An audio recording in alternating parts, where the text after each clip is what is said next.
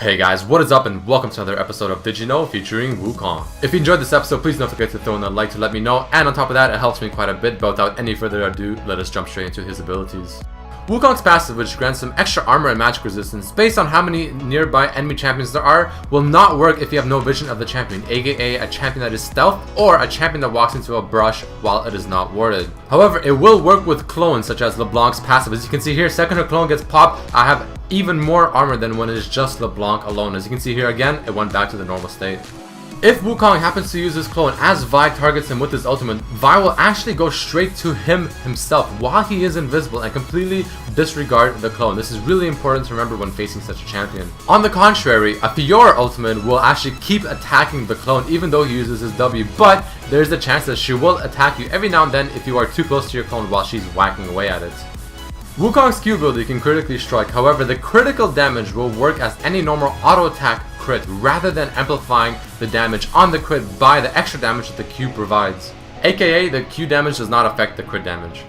It is important to remember that Wukong's Q gives him 125 bonus range. This is really important because you can use this to harass in lane very effectively and even use it on a running opponent when your auto attack is out of range.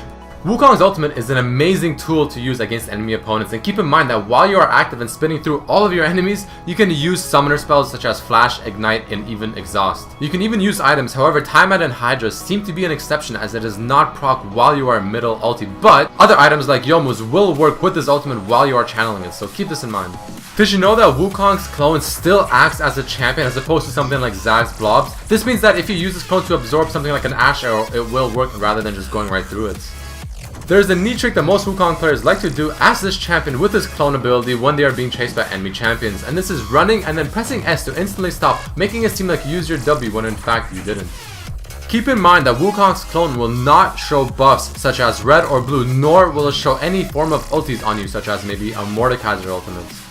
Wukong is a really solid champion when it comes to pushing turrets because his Q will affect it, dealing massive damage. On top of that, you can use his E on the nearby minions to get more attack speed just so you can whack away at that turret even faster.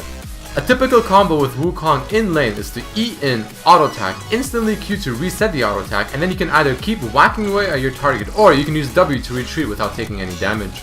Did you know that Wukong's ultimate potentially has the highest AD ratio of any skill, because if you hit someone for the full duration, it will amount to about a 4.8 AD ratio on the ultimate.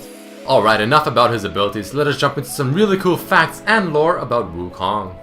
Did you know that Wukong means, in Chinese, awakening to emptiness? Wukong was voiced by Spike Spencer. He is someone who is very popular because he has voiced numerous amounts of other animes, games, and even been on radio talk shows. Did you know that Wukong is based off of Sun Wukong, who is said to be the protagonist in a Chinese novel named Journey to the West? For any of you Dragon Ball or Dragon Ball Z fans out there, Wukong in Japanese is said to be Goku, and Sun Wukong is Sun Goku. And Goku is inspired from the legend of Wukong as they both rode a Nimbus Cloud, both are Monkey Kings, and both use an enlarged staff. On top of that, Wukong's passive, Stone Skin, can be based off of the fact that Sun Wukong being born from a stone and being born from Earth itself. This is also shown because he turns to stone whenever he dies within the game. Apparently, Wukong is the first champion to have an animated gameplay preview on Riot's YouTube page. Click on the annotation on this video right now to go to that video. Wukong's joke is him extending his rod, which is also based off of the fact that Sun Wukong's rod, Ruyi, can do the same thing.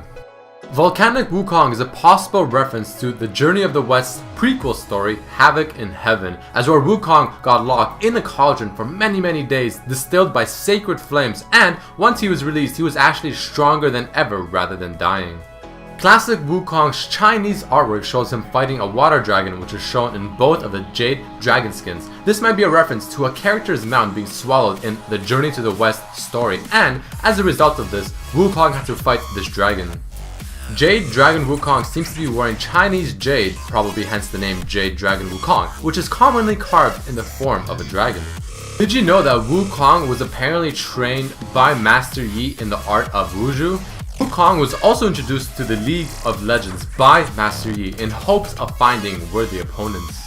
And here's another pretty interesting one. So we all know and love Doran for making Doran's blades, shields, and rings. You know, probably being very rich from that as well. However, did you also know that he made Wukong's staff? Alright, and that unfortunately marks the end of this episode of Did You Know featuring Wukong. Please do not forget to throw in a like if you really enjoyed this episode, because it really helps me quite a lot. Also, if you have any ideas on who I should do next, please write it in the comments. As you can see, this one was actually suggested by a viewer in the previous episode of Udio, which I recommend checking out as well. But nevertheless, I hope you guys enjoyed this episode, and I will definitely see you next time. Peace!